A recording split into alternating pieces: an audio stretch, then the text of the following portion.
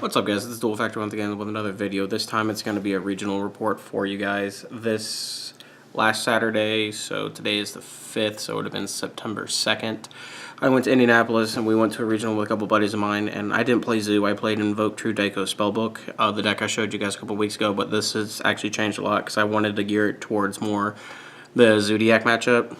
I only played 6 rounds at the event. And I only played one Zoo deck. I actually played a lot of ABC and a lot of True Draco Demise decks. I ended up going 3-3 drop. But I learned a lot, actually. Meta's not as Zoo prominent as I thought, but I still think Zoo's the best deck. So that being said, I'm just going to go ahead and show you what I played at the event. So that way you guys can get an idea what see the changes I made. So for the main deck, 2 Alistair. We only play 2. I also play 1 Magical Meltdown. So it plays it's like having a 3rd Alistair in the deck. But I did take out Terraforming because I saw opening multiple field spells made the deck like really inconsistent. So I just kind of played the 1 Magical Meltdown with the theory that it would take the first one or the second one out of the deck. So there's that. And then for the Draco cards, I played 2 Dynamite Knight, 2 Ignis for the little one. Well, 2 Dynamite Knight and then 2 Ignis for the little guys. So I thought these were the best ones to play. I still think Dynamite Knight is the best one, especially going first. So I still wanted to play 2 Dynamite Knight for sure. I'm not 100% sure how I feel about Ignis. It does grab Heritage out of the deck, and the Mirror Match is really good, but everything else that's not the Mirror Match doesn't play True Draco. The card's just like subpar, so I don't know how I feel about it. I cut Draco Caster completely because she was just becoming less and less relevant. And then I just played 1 Masterpiece. I still only like 1. I'd still only play 1. I never need more than 1, so keep it at that. I actually fused it off a lot too, which is kind of sad, but it is what it is. Still 1 Blue Boy. It's, other than Alistair, it's one of the best normal summons in the deck, but I wanted to keep the normal summons down to a minimum. For hand traps, I cut the Ashes out of the main deck and I just played Ogre because I thought it was a better overall hand trap. And then to complement the Ogre, I do play 1 Maxi.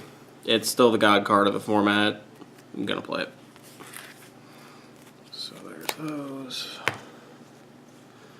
That's it for the monsters. On to the spells. Still 3 Diagram. It's the best field spell in the game right now. And then 1 Magical Meltdown. But this time I didn't play any Terraforming because, like I said, hands that I was opening multiple field spells, it clunked really bad. So I kind of wanted to just play the fields themselves, but now that I look at it, I'd probably play more Meltdowns and less Diagrams and just play 2 Terraformings to go fetch them, so we'll see in the future.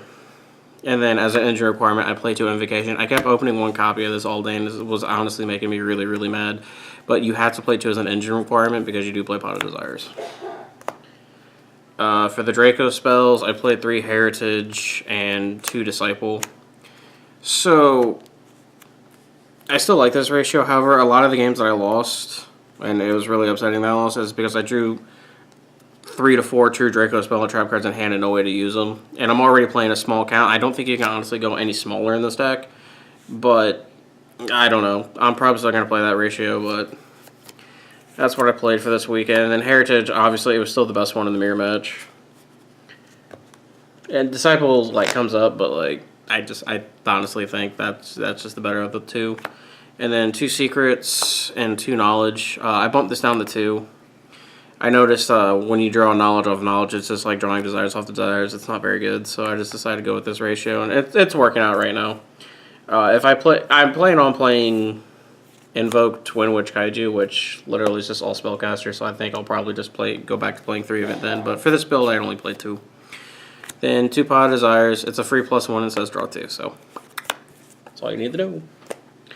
And then I did start main deck and book because I thought this card was really powerful against Zoo because it's more or less like another barrier because it just puts their monster face down, but it turns off their extra deck zone. So I thought that was cool. And because I thought this card was so good, I went ahead and played 3 additional copies of Book of Moon in the main in form of 3 Paleozoic Canadia.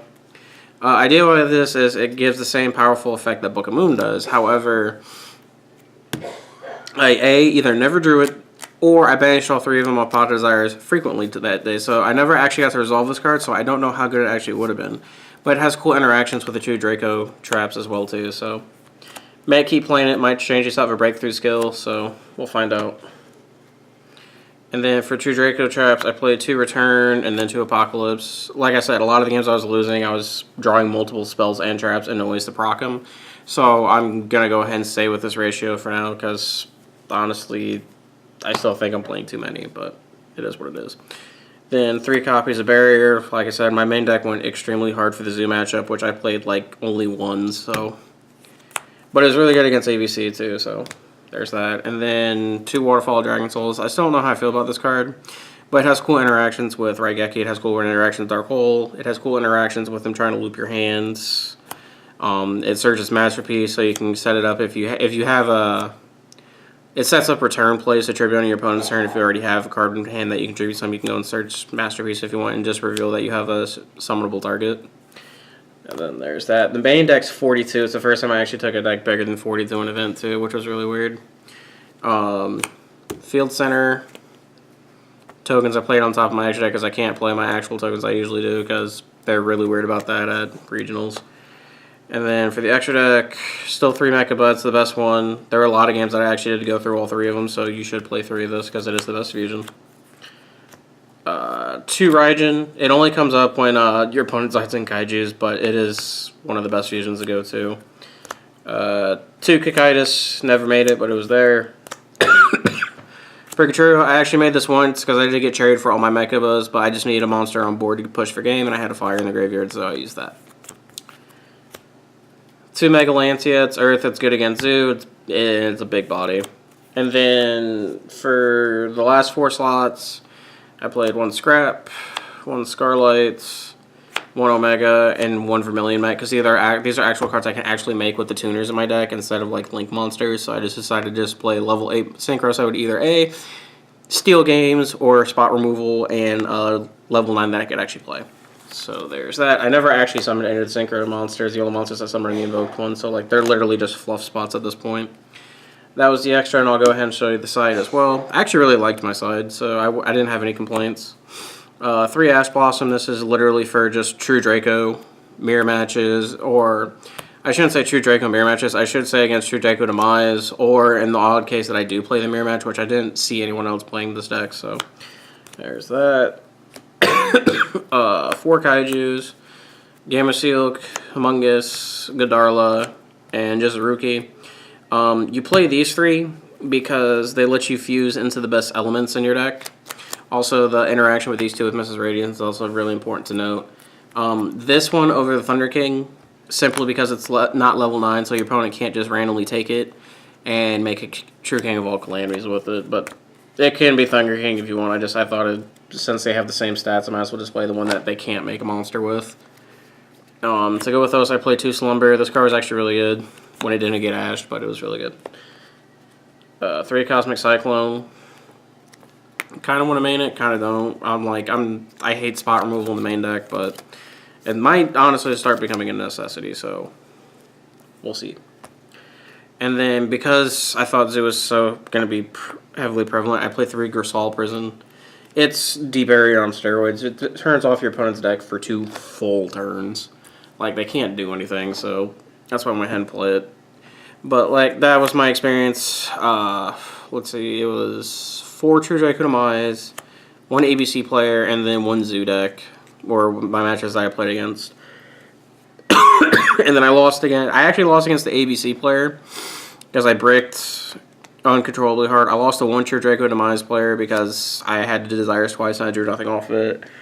And then I lost to, I didn't lose. Actually, I lost to 2 Draco Demise decks, which was really unfortunate because I thought my deck was really good against True Draco Demise, but I don't know. We'll work out the kinks. But that was my deck profile. That was my regional report, and that was my experience. Always remember to like, comment, subscribe. I will be bringing you guys more deck profiles, and I'll be bringing you guys more matches as well. The reason I haven't been posting as many videos lately for you is because I did start a new job recently, and I'm trying to find the time to balance the new work schedule with Yu-Gi-Oh! And being able to go to events and stuff like that. And you want to make a good impression, so that's why haven't been requesting time off to go to events. But I'll promise to bring you guys more content. Hopefully I'll be able to go up to board night this Thursday and get you guys some more videos. And then since I'll start having weekends off, I might be able to go back to Die Hard and start videotaping some matches for you as well. And hopefully I'll be able to bring some spicy deck profiles. But as always, thanks for watching, guys.